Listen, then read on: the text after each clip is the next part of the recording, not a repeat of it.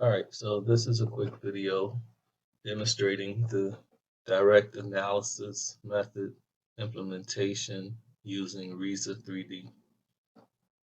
Okay, so when you start the model, you get this dialog box, and we could just start by getting rid of this and putting in boundary conditions or doing something different. At any rate, I'm going to analyze a simple cantilever column. Once again, this in this case, it'll be a 14 by 30 bending about its weak axis, 12 feet long. Under this coordinate box, joints, coordinates, and temperatures, you can input the load value, the node value rather. Okay, so 12 feet.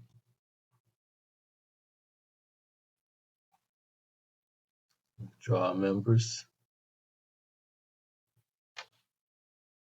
Select the member size you want.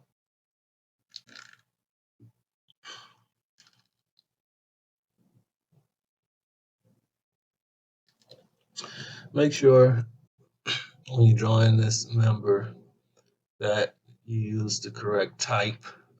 It's just easier that way because later on you'll get a warning message if you use the wrong type. Um, so these types are preset so that the computer understands what type of element it is and the basic design principles that is required for that type. All right. So everything else looks good.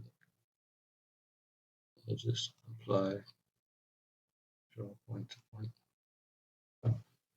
RISA is really straightforward as far as modeling is concerned. So, nodes are created and then you collect connected lines, dot to dot, connected dots. So now when you want to put in a support, you come over here, click on that icon. Here we'll use a fixed support. Okay, we can get rid of the grid, turn it off. We can also change the way that the element is displayed. Here is displayed only as a line. We could toggle between colors and actual 3D extrusions, if you will. So right now you can see the axis and you can see the alignment of the beam, of the column, and it's about its strong axis. So if I want to reverse that, change that to make it about its weak axis, you can double click on the element here and I'll just rotate it 90 degrees. Say apply. Save the work.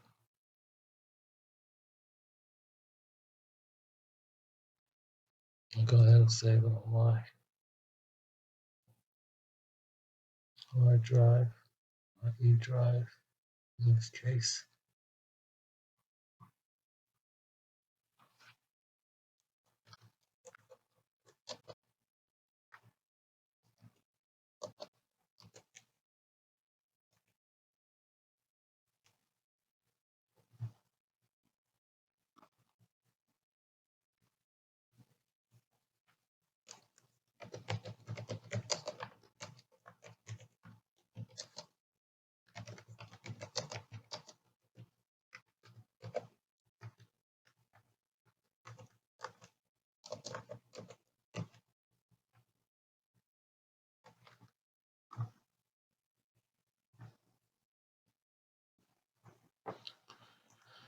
Okay.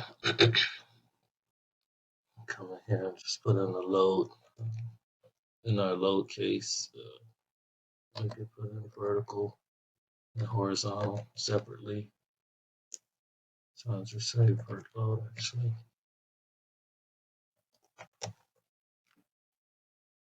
But this one basic load case could include loads in either direction. Just for simplicity, I'm going to, or to demonstrate with clarity, I'm going to create different load cases, but I don't have to do that per se. It's just most times that these loads are dead and live, and when, and so we would be having a basic load description as such, and then placing it in the right category: dead, live, earthquake, etc. In this case, we'll leave the categories blank. So, all right, we just created those load cases. Now we want to assign some loads to the structure. And here I'll put in a concentrated load of 32.7 kips. I use this value because I've calibrated that vertical load with the strength of the structure. So I know that it's going to have a significant influence on its stiffness and therefore second order effects. But this load can be any load, obviously. Do the same thing, but in this case, I put in the horizontal load case, and I will add 0.2% of that load, which is 0.0654 kips. And I'll make sure I put in correct direction, apply it, save the work. All right, so with that, we basically have the model set up and ready to go.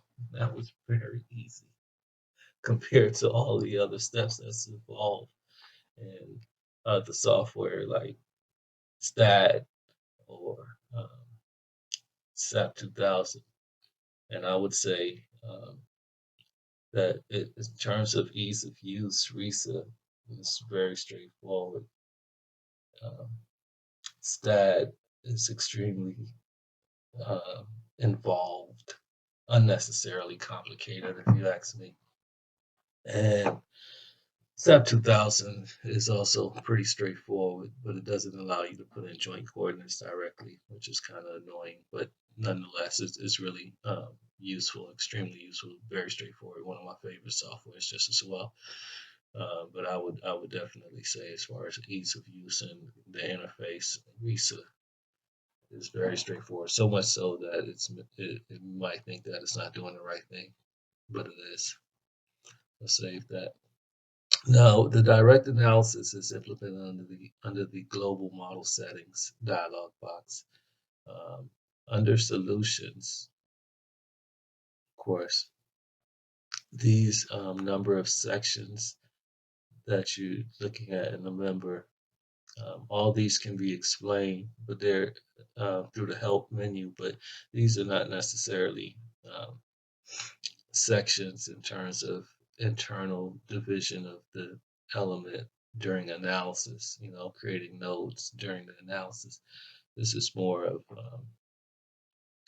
sections that are reported once the analysis is completed. So along the length of a member here, I'll demonstrate that we're using 5 sections. So when we get the results that we will have for one element, uh, reporting of the member along, each 5th section. All right. So here is the important settings: the deformation, shear deformation, torsional warping. For what we're doing, if we leave shear deformation on, it will increase the lateral deflection. Um, Torsional warping is not impacting this particular analysis. So just to get and have an example of the worst case scenario, we'll keep shear deformations on for this structure. Now,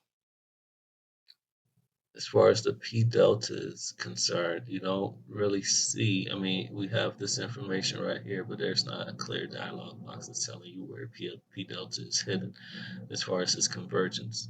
Well, under the advanced button, you find the convergence tolerance for P delta. This 0.5%, 0.5%, is the conversion tolerance right now, and I will demonstrate how this have a dramatic effect on your analysis. So basically, the smaller this value is the larger most likely you will be getting um, P delta results. You're getting deflected results in terms of deflection, or P delta results in terms of deflection or bending. And the larger it is, obviously, the opposite effect occurs. So you have to be mindful of this value right here, and 0.5% being the default, because it does affect the results of your analysis. Now I'll demonstrate that in a minute. All these other settings right here don't affect what we're doing right now per se, but obviously you can find out a lot of information through the help menu, and you can uh, study what these different settings mean. All right, but here we want to focus on the P delta convergence tolerance. All right, we'll leave it at 0.5% right now, just so that we could demonstrate our results. All right, under the codes, all right, this is where the direct analysis setting is essentially implemented as far as any adjustment to stiffness is concerned.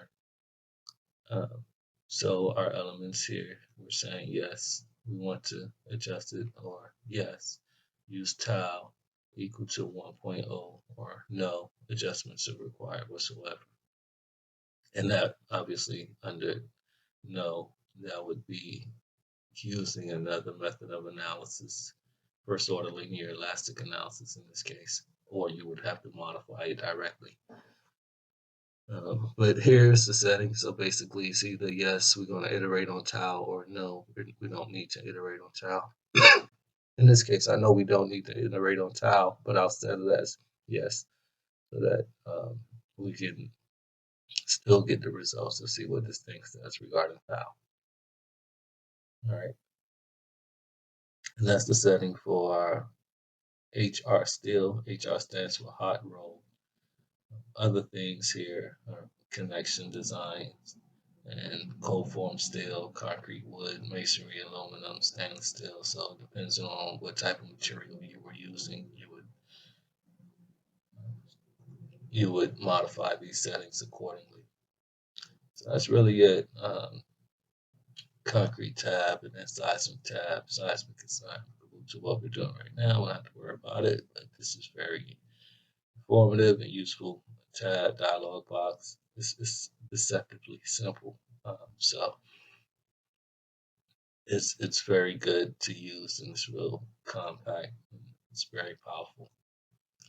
All right. Anyway, so we'll apply all of that. Okay. Save the file. Now we're ready to analyze the structure. So before we do that, we have to create basic load cases or load combinations. And this is when you would combine all of the dead live one load, vertical loads, whatever you had in the structure. And the analysis will be performed on the load combinations as expected. So here I'm just going to call this load combo 1. This is where you set the P delta requirement in terms of saying you will or will not use it. So the P delta options here, we would say yes for the use. It's going to affect all members, and compression, it only affects members that have compression elements in it. I generally put yes, but yes for compression applies for this 100%, but just default, not worry about anything else, it's yes. So leave that there. Okay. SRSS stands for square root. Some of the square roots, or square root of the sum of the squares, rather. We're not using that method, so we're just going to combine it using basic load cases and factors. So use this load, use that factor. Here, we're going to combine the horizontal load and the factor of 1 as well.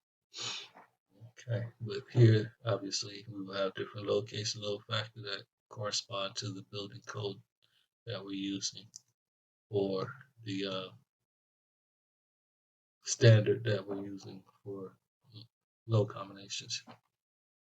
And you can do design, telling you what you want to design, what you want to use these combos for. All these elements or whatever in particular would apply. So we'll leave it on by default. There's nothing that needs changing there. Save file. All right, with that, we're ready to go. Really easy. So we'll go ahead and run the analysis on our single load combo. And just like that, the analysis is complete. We'll take a look at it with this deflective shadow. We'll go ahead and look at some of these joint deflections. You can see here that under this scenario, we have a lateral deflection. Just using one joint, we'll have a lateral deflection of almost 7/10 of an inch. Okay, I want you to pay attention to that. Forces, like I said before, we have one member, and it's giving me results for 5 sections. All right, and it's telling me that my maximum bending moment here seems extremely low. It's only taken as 3.8 kip feet.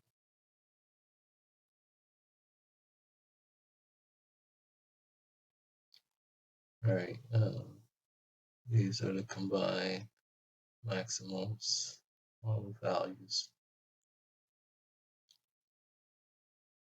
and reactions, sections.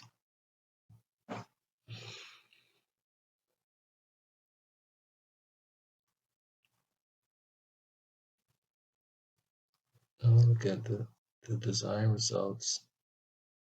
This is one way to look at it. You'll see that I'm getting this thing only stressed out ridiculously low at 0.4. I could check the details of this by using this icon right here and clicking on the element. You'll see that we have this result. Okay.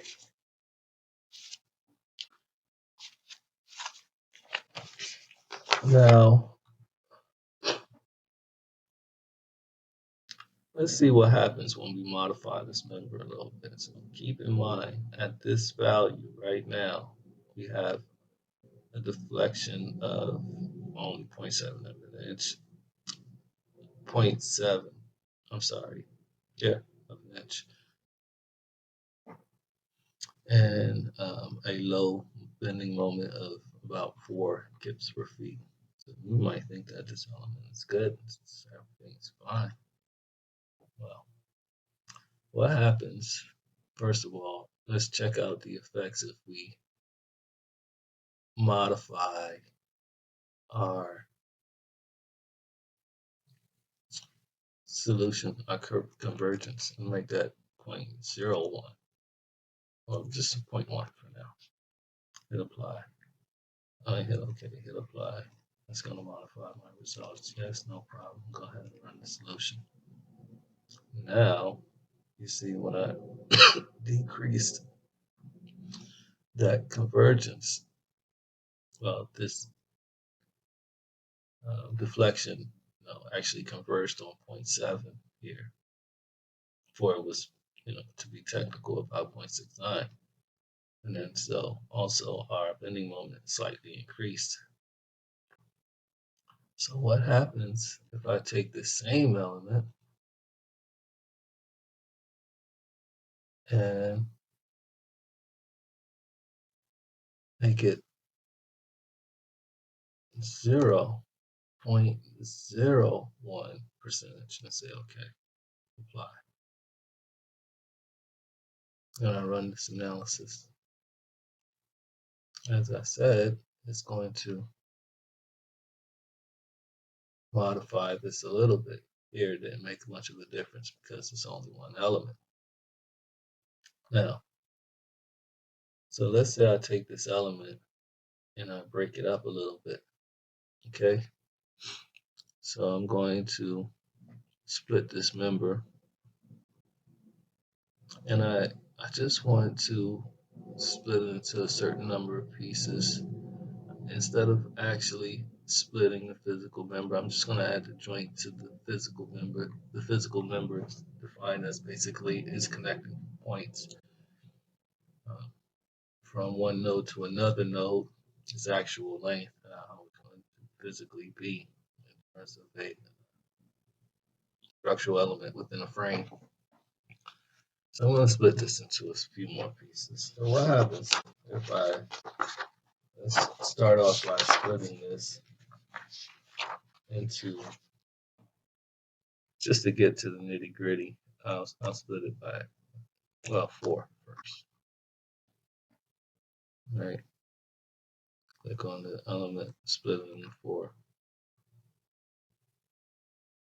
And for some reason, I don't want to take, so let me, oh, there it is. It's taken. My fault. You're just going to see it because it was extruded. And I'll go ahead and see the shape and label. All right, so we know we have 4 sections there. Now let me run the analysis. Just graphically, you see something different happen there. So what happens when you take a look at the joint displacement? Well, lo and behold, what was first only 0.7 inches is now 3 inches. So what does that tell you? Obviously, that is a big deal when you divide the elements into a number of pieces. And then bending, which was only about 3-4 kip foot per length, is now a whopping 14.6 kips per length. And the utilization ratio, which was just 0.4 before, is more than double that, 0.824. So that can tell you right there that it's extremely, extremely important to divide this element into multiple pieces in order to get more dramatic results or more realistic results, to make sure that this P delta that's being implemented is actually capturing P small delta, P large delta just as well. All right, and so you do that by having the element divided into multiple pieces. All right, so let's say I take this now and divide it a little bit more.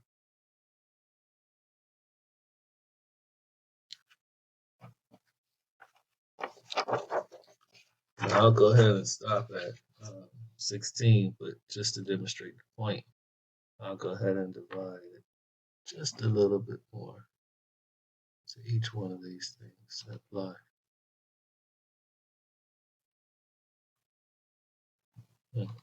Okay. Apparently, you have to say something greater. Let's try 16. See what happens here. Voila. Lots of elements. All right. So it doesn't get any more dramatic than this right now, pretty much. And you can see the results here. Now we're at a whopping 4.3 inches of deflection. Our bending is at 9.45 or 9.5, 19 rather, 0.5 kip feet, and the member is overstressed and not acceptable under this scenario. So you can see that it is extremely important to divide the elements into multiple pieces so you can ensure that you're getting the largest deflection and bending moments and that's required in the analysis. Now I'll just go back for a second and reset my convergence. Right, we're going to go back to the default of 0.5% per second and just see what happens here. So the member's not working at 0.01%. Let's see if it will be working at 0.5%.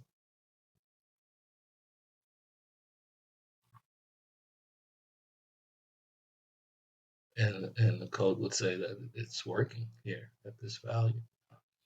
You really have to be careful because this obviously is telling you that this element is sensitive to our convergence, P delta convergence tolerance value here. So here we're telling that it's working. The deflections are only about 3.8, which is really close to 4, so to speak. And the other one was really 4.3 or something like that. But you could see that this thing is telling you that you're getting close to the design capacity of this element, right? So that convergence makes a difference. So what's a good value? You have to say, well, 0.01% gave us the largest one, so that's a pretty good value. But I think we'll probably get a similar result if we have that 0.1. We'll see what's the case.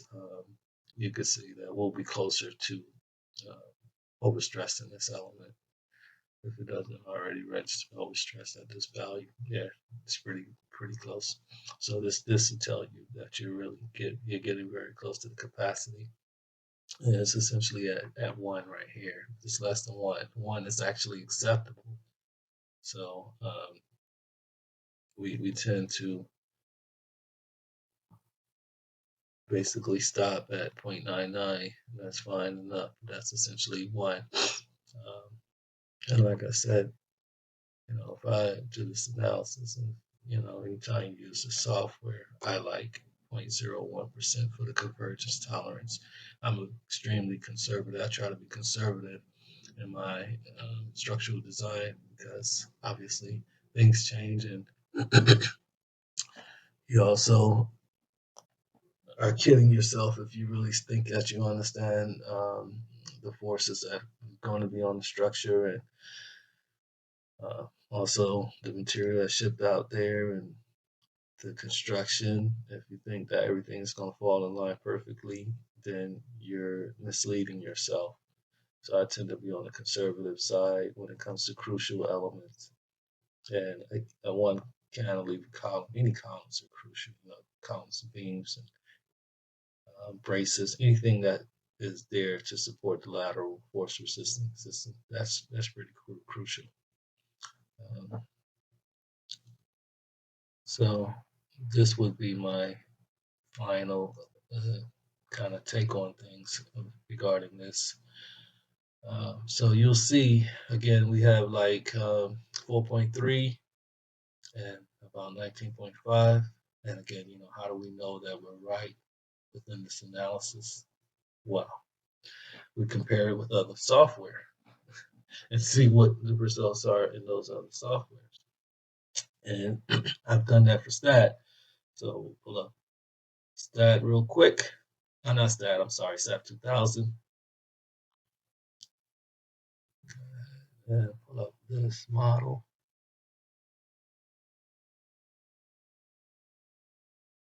And, I've set up the same structure with multiple elements included in it, or single elements, just running the gamut to see the effects. of it. I'll go ahead and show sections apply.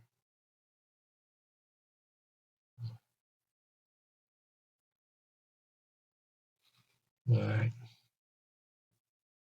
I don't know why it didn't show up, but nonetheless, these sections are there. The SAP is really funny sometimes. So let's go back and see why those sections are not showing up. Probably something simple. Oh, it's on extrude. There you go. All right, so this is actually one element here, even though it's divided into multiple pieces because I'm looking at the analysis model. You can see in SAP, I have the option to basically show the analysis model or not. So even though this one element structure, one node to node element structure looks like this one, they're different because their mesh settings are different. So in this, this particular mesh setting, I don't know if it will pop up, but it's set on automatic mesh only at intermediate nodes. Whereas this one, right click, this is automatic mesh option. The number of segments is 16. Now we'll show the loads that are on the element.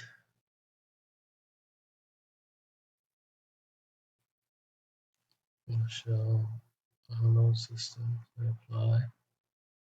Inside that load, these particular elements are modeled out of alignment. Double check.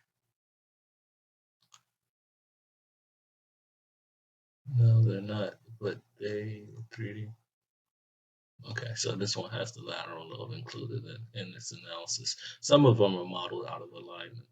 So this one right here, instead of modeling the lateral load as a notional load, it's modeled out of alignment. Just to see the effects of it. Let's go.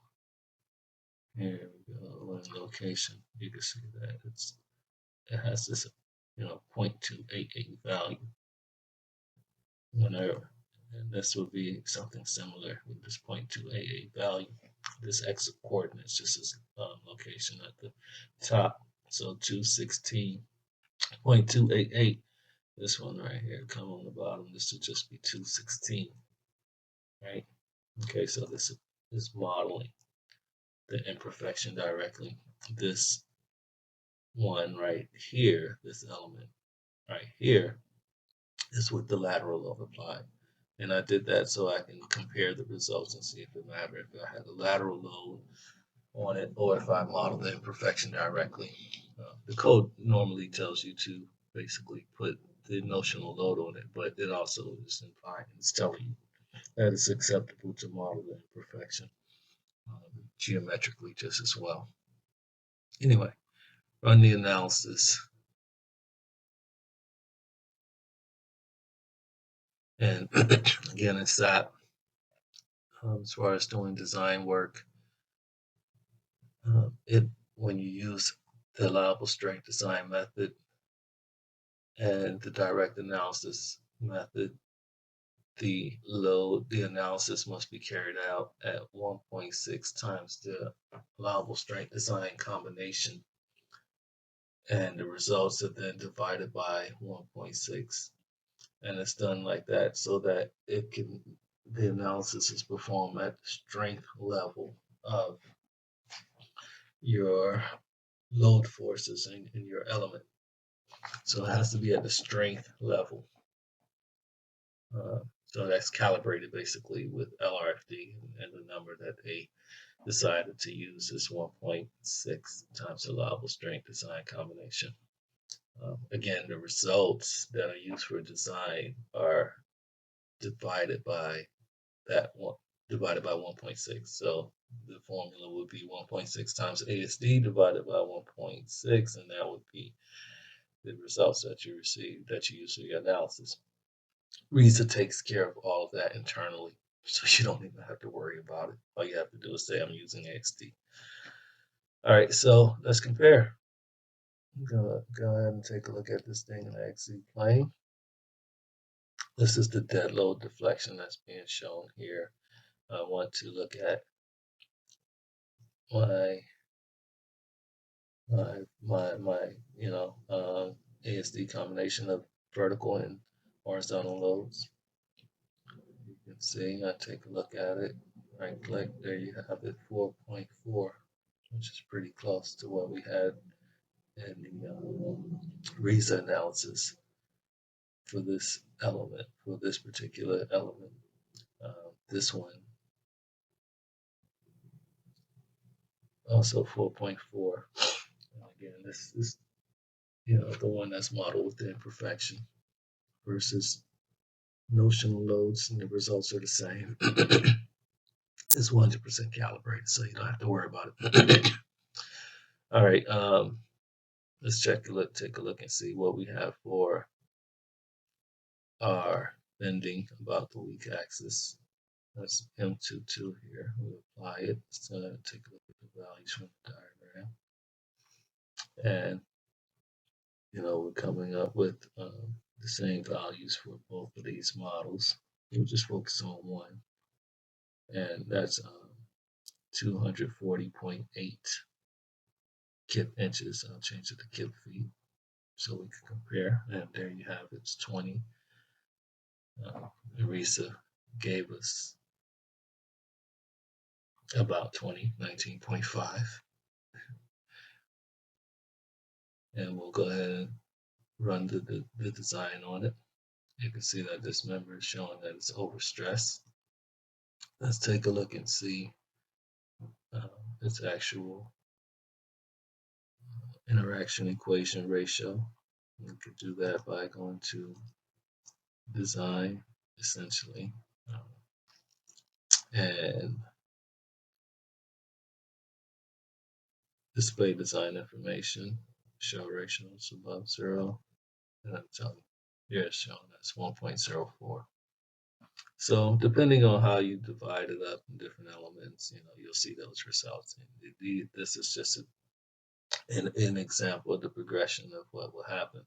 This is when you don't have any type of imperfection at all on it, you think you're perfectly fine. That's completely incorrect. All right.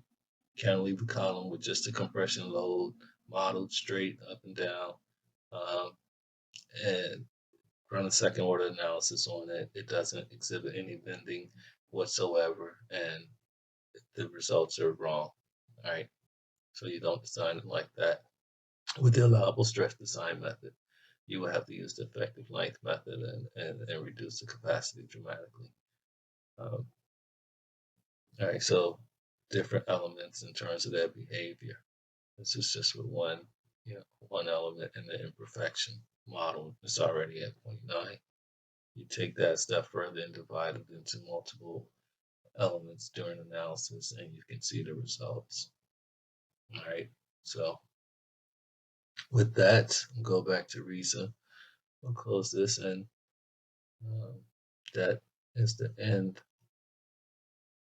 of what is required in order to implement the direct analysis method in RISA. And you could use this exact same procedure, exact same method, and extrapolate it to a model that is a 10-story building, or as complicated as possible that's required. It's going to be the exact same thing in terms of the basic procedures, where you have you model your elements, you orient them correctly, use the right material, and you put in the notional loads and vertical loads, or model the imperfection directly. You set your P delta convergence correctly, and you combine the load combinations, run the P delta analysis on it, and that's it. You run the analysis, and in the end, you'll find that these results are what's required in order to be compliant with the AISC 36010 requirements of design for stability. That's it.